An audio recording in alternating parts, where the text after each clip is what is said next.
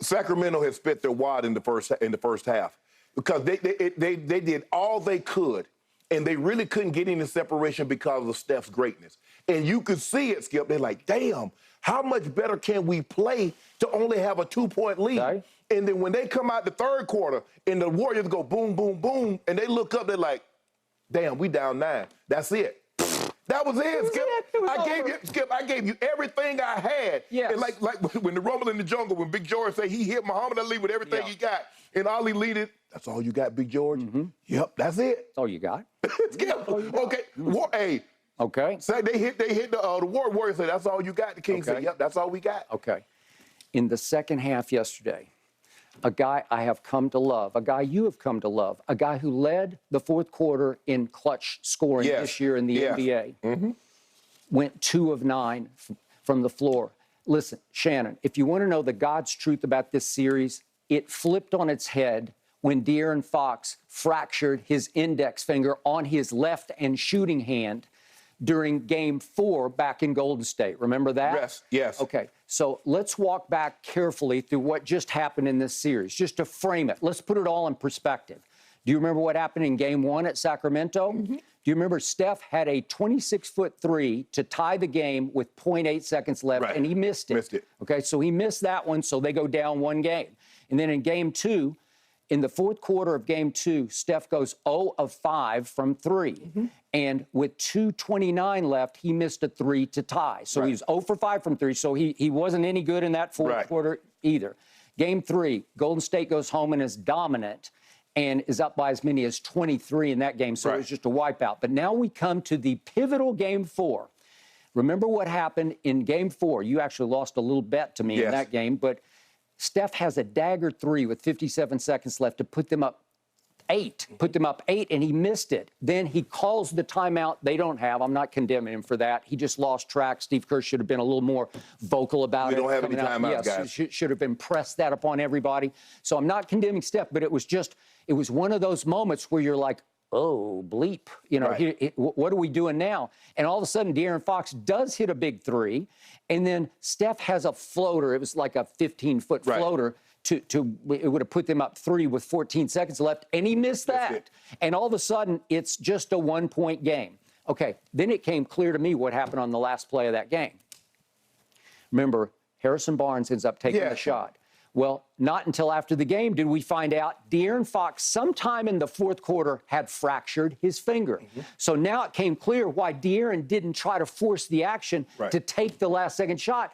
He's like, my finger's broken. I don't know if he knew it was broken, but he knew it was really hurt, right? Because if you fracture the tip, you know and I know, it is on fire. Mm-hmm. It's not right, and you know it's not right, so you don't really trust yourself. Should I take the shot? Because this is for the series. Help me out. If Harrison Barnes or De'Aaron Fox makes a shot at that point, I don't think they overcome it. I don't think so. 3-1 going back to Sacramento for a Game 5? I don't think so, but Harrison Barnes was a little long. So I look at Harrison Barnes. Would you believe he wound up the series 6 of 25 from 3? That won't work, obviously. He was 1 of 5. You pointed this out. This was a week ago right now, that he was 1 of 5 in the game, and he wound up 1 of 6. And the whole series flipped because now De'Aaron Fox has got a broken finger. So what happens back in Game 5? De'Aaron Fox goes 9 of 25, 3 of 10 from 3. Steph was actually only 2 of 10 from 3 in that Game 5, but they hung on to win the game. Okay, now you're in the catbird seat because you're up 3-2 going home, and on Friday, both of us thought, okay, you're going to go win this game.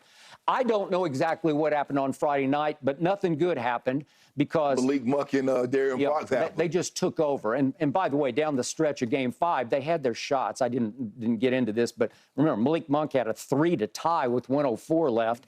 And Steph was 0 for 2 from 3 in the fourth quarter. That's Game 5. So then Game 6, the Kings just take it over. Everybody's good. Steph wasn't bad in Game 6, but the Kings were good across the board. And Terrence Davis did get up into Steph and bother him a little bit. He sort of played football with him and roughed him up. Well, I just showed you Steph wasn't great in this series until the first half yesterday. He was great in the first half. Well, I think he was great the second half because he ended up scoring 30 in the second half, Skip. Okay. But to mention your point about Harrison Barnes, Skip, he only played 14 minutes yesterday. That's how bad he had played, and Mike Brown saw the way it was trending. He was just terrible. He was terrible. An ex-Warrior that Steve Kerr said one of my favorite players ever to coach. Well, he was his favorite player in this series because he was just bad. He was bad. He was ghosty. He was just like, where are you? What has happened to you? 4-point Skip. The man played 14 minutes. He got 4 points, no rebounds, no assists, no block shots, no steals, no fouls. Okay. So he was just out there. All right. So I didn't blame Steph for taking so many shots, but you realize his 38 shots was the most of his whole career. Yes. All those playoff games, all those regular season games, both those 2 MVPs. Yes.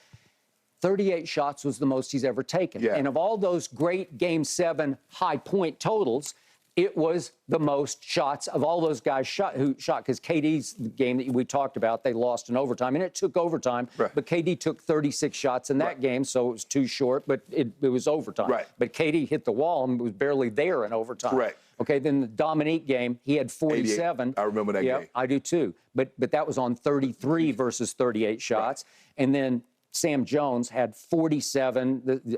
I hope you don't remember this game. It was in 1963. I don't either. But it was against Oscar's Cincinnati Royals. Do you remember this? Oscar Robertson's. But he had 47 on only 27 shots compared to 38 for Steph. Right. And then Luka had a 46-point game with only 30 shots. Right. So again, Steph took high shots to get to this total. Right. But again, I don't have a problem with that. I'm just trying to frame it. Right. I'm trying to put it in perspective because he thought, there's nobody, I got to do this. He had to, because his guys, the guys that he's counting on, was one, Andrew Wiggins is 5 of 16, 1 of 5. Yep. Clay is 4 of 19, 2 of 10. Yep. So the guys that I normally count on to give me points, they can't give me points. Okay. So Steph's like, I got to be aggressive. He got one little burst from Clay, who had mostly feet of Clay yesterday. Right. But that one little early third burst where he goes, baseline jumper, 3-point shot. Right. That helped because it put them over the top. Right. And that's when you could just see the body language of the home team, like, I think we're done for this year. Yeah. Right? Yeah. Okay. That was basically it, Skip. And they really got nothing from the bench, with the exception of that one game. Jordan Poole did not have his best series. Okay. It bears being watched. You see Draymond tried to talk to him one time, tried to talk to him yesterday. He brushed Draymond off. I thought so too. And they said Steph, the Athletic reported that Steph gave him a talk, not a pep talk. He talked to the team in ways that he usually does not. Right. And he called out a couple of the younger players, such as Poole and Kuminga. He doesn't want to hear anything about how many minutes you're not playing or no pouters. If you want to pout, don't get on the bus, because they bust to Sacramento, obviously. And that's the thing. Because here's the thing. Normally when a guy that doesn't talk or doesn't give speeches gives one, something is about to happen. Okay. This is, and from what I'm hearing, this is not Steph's MO. And so when he speaks, Skip, he's going to get your undivided attention, because he's a guy that doesn't say a whole lot. His actions speak for him. Yesterday, he's like, no, this is what I want to say. You guys are complaining about minutes. The reason why you don't get any minutes because you ain't doing a damn thing with the minutes that you get. Correct. And if you don't like it, don't get on the bus, because we'll be fine without you. Yeah, we won a lot of games without you. They did. Okay.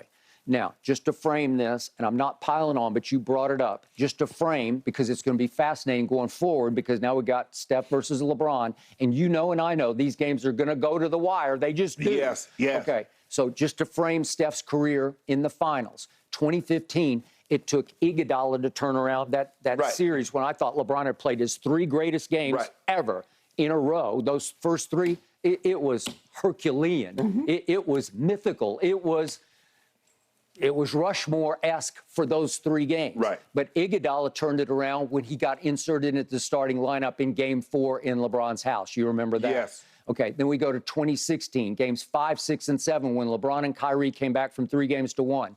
In the fourth quarter and overtime of those games, there weren't overtime. Let's just do the fourth quarter.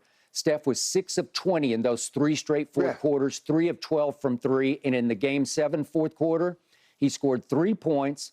He had no free throws, no rebounds, no assists, 1 turnover. He was 1 of 6 from the floor and 1 of 5 from 3.